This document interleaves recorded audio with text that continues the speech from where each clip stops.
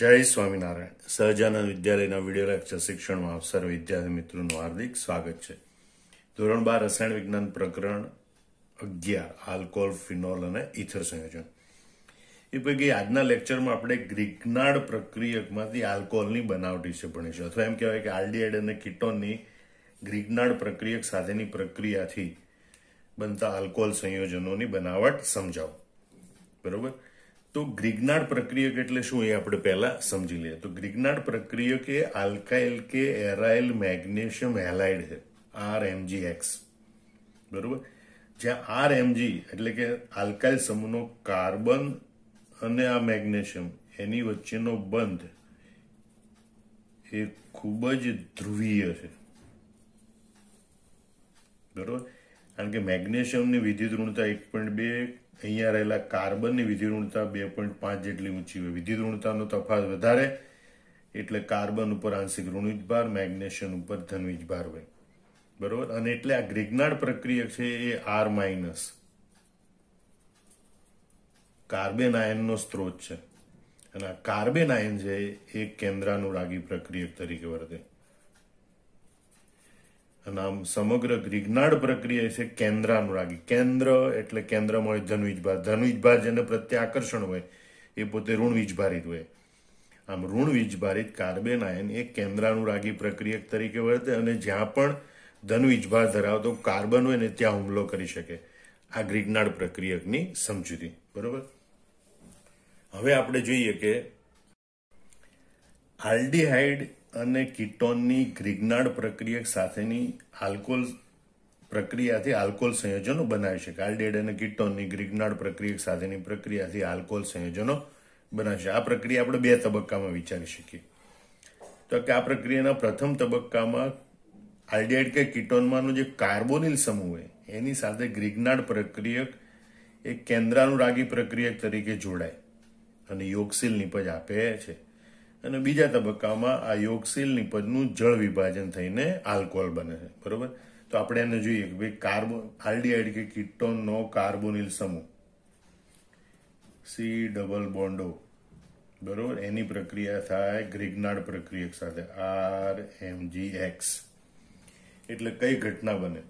તો અહીંયા કાર્બન ઉપર આંશિક ધનવીજ ભાર હોય, ઓક્સિજન ઉપર આંશિક ઋણવીજ ભાર હોય. અહીંયા આલ્કાઇલ સમૂહના કાર્બન ઉપર આંશિક ઋણવીજ ભાર હોય, મેગ્નેશિયમ ઉપર ધનવીજ ભાર હોય. એટલે અહીંથી બંધ તૂટે ત્યારે જે આલ્કાઇલ સમૂહ કાર્બન આયન હોય, બરોબર, આલ્કાઇલ સમૂહ તરીકે એ કાર્બન આયન છે એ ધનવીજ ભાર ઋણવીજ ભારિત છે. એટલે કેન્દ્રાનુરાગી પ્રક્રિયક તરીકે એ આંશિક ધનવીજ ભારિત કાર્બન પર હુમલો કરે. અને જે આ MgX વાળો ભાગ છે એ ધનવીજ ભારિત છે, એ આ ઋણવીજ ભારિત ઓક્સિજન સાથે જોડાય છે. અને એટલે મધ્યવર્તી યોગશીલ નિપજ આપણને મળે આ પ્રમાણે કે ભાઈ C બોન્ડ C, આ ડબલ બોન્ડ નો થઈ જાય સિંગલ બોન્ડ. કાર્બન સાથે કોણ જોડાય? R. ઓક્સિજન સાથે કોણ જોડાય? MgX. બરોબર. તો આ પ્રમાણેની આપણને મધ્યસ્થી યોગશીલ નિપજ મળે. અહીંયા કાર્બોનિલ સમૂહ છે કોનો છે? આલ્ડીહાઇડ અથવા તો કીટોનનો. આ આપણી પાસે છે ગ્રિગ્નાર્ડ પ્રક્રિયક.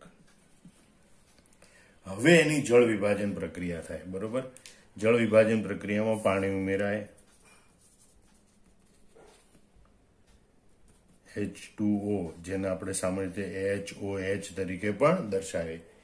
એ પૈકીનો H છે એ ઓક્સિજન સાથે જોડાય અને OH છે આ Mg સાથે જોડાય. બરોબર. અને એટલે આપણને નિપજ તરીકે મળે C બોન્ડ બોન્ડ R. આટલો ભાગ તો આપણે જતો. O સાથે કોણ જોડાય? H. એટલે OH એટલે કે આપણને આલ્કોહોલ મળે. અને ઉપનિપજ તરીકે આપણને Mg સાથે OH જોડાય એટલે MgOH મળે. અને આ રીતે આપણે આલ્કોહોલ મેળવી શકીએ છીએ. બરોબર. ફરીથી જોઈ લો. આલ્ડીહાઇડ અને કીટોન છે એની સાથે પહેલા આ આલ્કાઇલ સમૂહ કાર્બન સાથે જોડાય કેન્દ્રાનુરાગી પ્રક્રિયક તરીકે અને MgX ઓક્સિજન સાથે જોડાય. એટલે કાર્બન સાથે R, O સાથે MgX. આ રીતે યોગશીલ મધ્યસ્થી નિપજ મળે. જળ વિભાજન પ્રક્રિયા થાય ત્યારે હાઇડ્રોજન ઓક્સિજન સાથે જોડાય એટલે OH સમૂહ બને એટલે આલ્કોહોલ બને. અને પાણીમાંનો OH છે એ Mg સાથે જોડાય અને MgOH બનાવે છે. હવે આપણે જોઈએ કે જુદા જુદા આલ્ડીહાઇડ અને કીટોનની ગ્રિગ્નાર્ડ પ્રક્રિયક સાથેની પ્રક્રિયાથી જુદી જુદી આલ્કોહોલ નિપજ એટલે કે પ્રાથમિક, દ્વિતીયક, તૃતીયક આલ્કોહોલ નિપજો મળે છે. તો ગ્રિગ્નાર્ડ પ્રક્રિયકની મિથેનોલ સાથેની પ્રક્રિયાથી પ્રાથમિક આલ્કોહોલ મળે, અન્ય આલ્ડીહાઇડ સાથેની પ્રક્રિયાથી દ્વિતીયક આલ્કોહોલ મળે અને કીટોન સાથેની પ્રક્રિયાથી તૃતીયક આલ્કોહોલ બને છે. બરોબર. તેની એકંદર સામાન્ય પ્રક્રિયાઓ આપણે આ પ્રમાણે દર્શાવે છે. સૌથી પ્રથમ આપણે મિથેનોલ સાથેની પ્રક્રિયા જોઈએ. HC≡OH. બરોબર. એની ગ્રિગ્નાર્ડ પ્રક્રિયા RMgX સાથે પ્રક્રિયા થાય તો R કોની સાથે જોડાય? કાર્બન સાથે. MgX કોની સાથે જોડાય? O સાથે. અને અહીંયા બને C≡O. HCH. R કોની સાથે જોડાય? કાર્બન સાથે. કાર્બન ઓક્સિજન વચ્ચે સિંગલ બોન્ડ બને. ઓક્સિજન સાથે કોણ જોડાય? MgX. આ પ્રમાણેની આપણને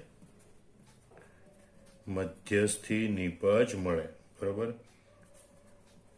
મિથેનોલ અને આ છે ગ્રિગ્નાર્ડ પ્રક્રિયક. હવે એની જળ વિભાજન પ્રક્રિયા થાય. બરોબર. H2O સાથે એટલે કે HOH સાથે. હવે આપણે જોયું કે ભાઈ H કોની સાથે જોડાય? O સાથે. એટલે HCHR અને અહીંયા બને OH એટલે કે RCH2OH. RCH2OH એટલે કે પ્રાથમિક આલ્કોહોલ નિપજ તરીકે મળે. અને પ્લસ આ OH કોની જોડે જોડાય? MgX સાથે એટલે બને MgOH. Magnesium hydroxy halide. તો આ પ્રમાણે મિથેનોલની ગ્રિગ્નાર્ડ પ્રક્રિયક સાથેની પ્રક્રિયાથી આપણને પ્રાથમિક આલ્કોહોલ મળે. હવે આપણે અન્ય આલ્ડીહાઇડની વાત કરીએ. બરોબર. કે અન્ય આલ્ડીહાઇડ સંયોજનો જોડાય તો અન્ય આલ્ડીહાઇડનું સામાન્ય સૂત્ર આપણે લખીશું RC≡OH. બરોબર. અન્ય આલ્ડીહાઇડ પ્લસ હવે જો ગ્રિગ્નાર્ડ પ્રક્રિયકમાં આલ્કાઇલ શૃંખલા જુદી હોય તેના માટે આપણે લખીશું R'-MgX. બરોબર. એની પ્રક્રિયા થાય તો R' કોની સાથે જોડાય? કેન્દ્રાનુરાગી પ્રક્રિયક તરીકે ધનવીજભાર ધરાવતા કાર્બન સાથે.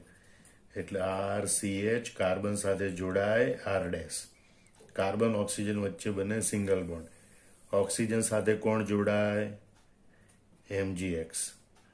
અને આ રીતે આપણને મધ્યસ્થી યોગશીલ નિપજ મળે. હવે એની જળ વિભાજન પ્રક્રિયા થાય.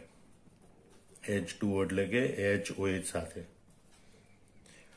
તો H કોની સાથે જોડાય? O સાથે. બરોબર. એટલે RCH R'-OH. બરોબર. દ્વિતીયક આલ્કોહોલ મળે. અને પ્લસ MgX સાથે કોણ જોડાય? OH એટલે MgOH. આમ મિથેનોલ સિવાયના અન્ય આલ્ડીહાઇડની ગ્રિગ્નાર્ડ પ્રક્રિયક સાથે પ્રક્રિયા થાય તો આપણને નિપજ તરીકે દ્વિતીયક આલ્કોહોલ મળે. હવે આપણે જોઈએ કીટોનની પ્રક્રિયા. બરોબર. તો કીટોનનું સામાન્ય સૂત્ર આપણે આમ લખીશું RC≡R'.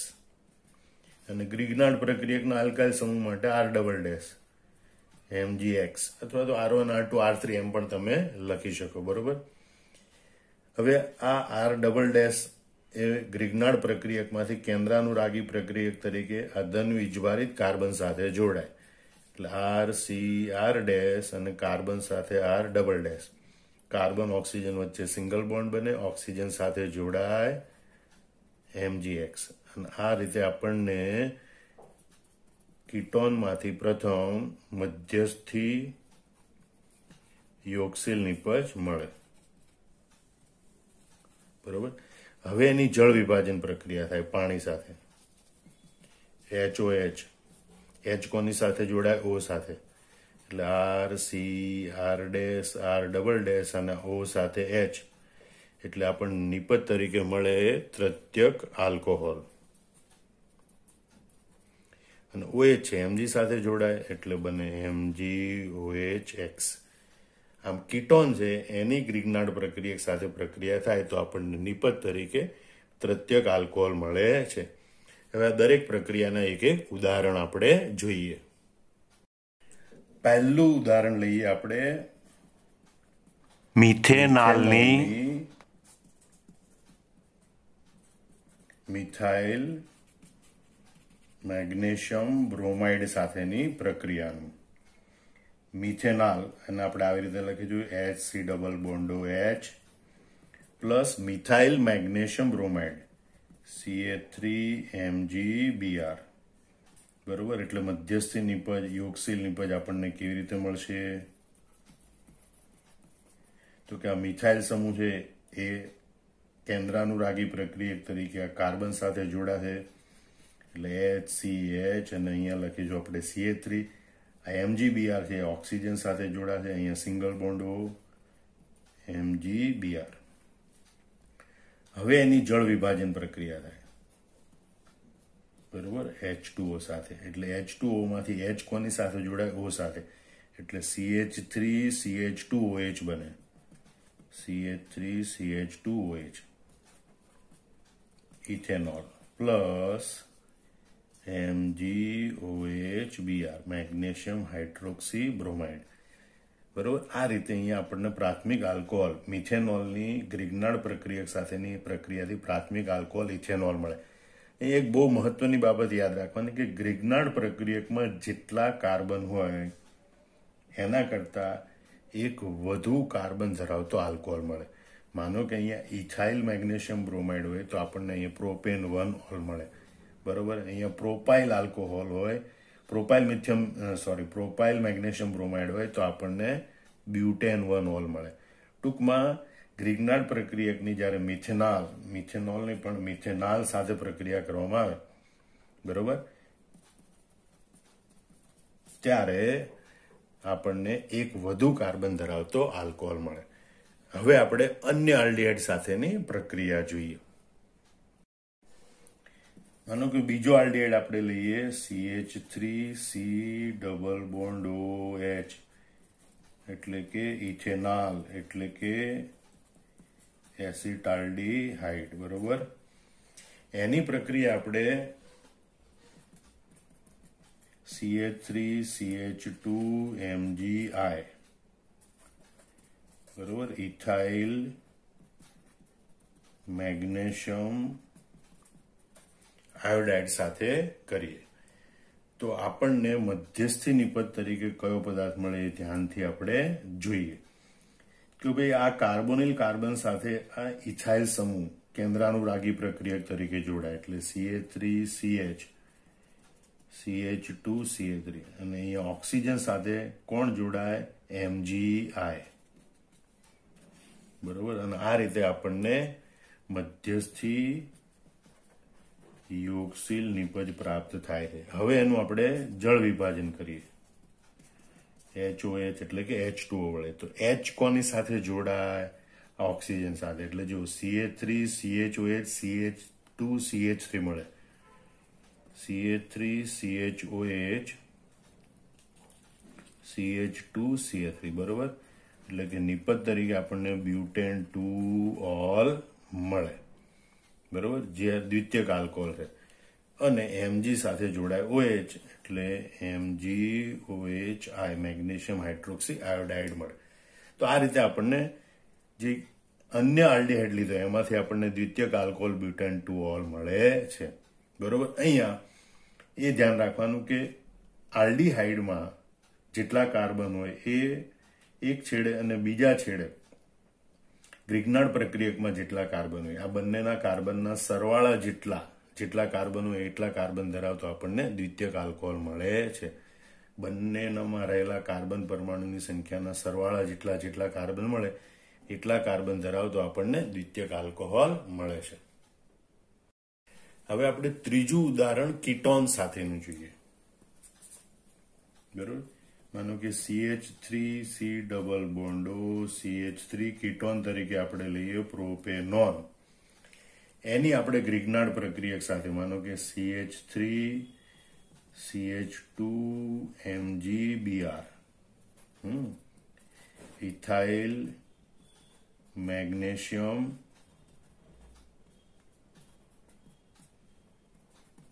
બ્રોમાઇડ સાથે પ્રક્રિયા કરીએ તો આપણને મધ્યસ્થી નિપજ તરીકે શું મળે? તો આ ઇથાઇલ સમૂહ કેન્દ્રાનુરાગી પ્રક્રિયક તરીકે કાર્બોનિલ કાર્બન સાથે જોડાય એટલે CH3C CH3 આની જોડે જોડાય CH2 CH3 bond O. Oxygen સાથે કોણ જોડાય? MgBr. બરોબર. હવે એની આપણે જળ વિભાજન પ્રક્રિયા કરીએ તો H અને OH જોડાય. H કોની સાથે જોડાય? OH કોની સાથે જોડાય? તો H જોડાય ઓક્સિજન સાથે. બરોબર. એટલે CH2 CH3 અહીંયા જોડાય OH CH3 CH3 બરોબર પ્લસ MgOH હવે અહીંયા તમે ધ્યાનથી જુઓ તો OH સમૂહ જે કાર્બન સાથે જોડાય એની લાંબામાં લાંબી શૃંખલા 4 કાર્બન છે 1 2 3 4 બરોબર એટલે બ્યુટેન 2 ઓલ છે એમાં બીજા કાર્બન ઉપર મિથાઇલ સમૂહ એટલે આનું નામ થશે 2 મિથાઇલ બ્યુટેન 2 ઓલ અને એ તૃતીયક આલ્કોહોલ છે. બરોબર. આમ ઉદાહરણ આપીને પણ તમે ગ્રિગ્નાર્ડ પ્રક્રિયકની એસિટાલ્ડિહાઇડ કે કીટોન સાથેની પ્રક્રિયાઓ લખી શકો છો. તો આ રીતે બધી પ્રક્રિયાઓ બરોબર મોઢે કરવાની, એના કન્સેપ્ટ યાદ રાખવાના અને પછી આ જવાબ નોટબુકમાં જાતે લખી નાખવાનો. જય સ્વામિનારાયણ.